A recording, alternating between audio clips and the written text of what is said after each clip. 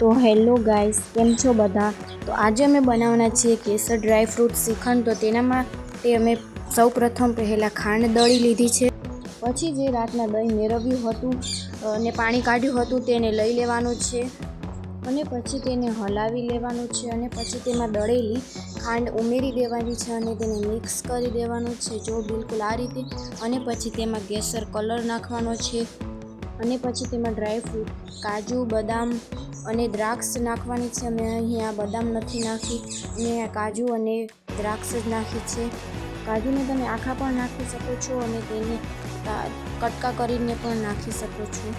અને પછી તેને હલાવી લેવાનું છે, જો બિલકુલ આ રીતે.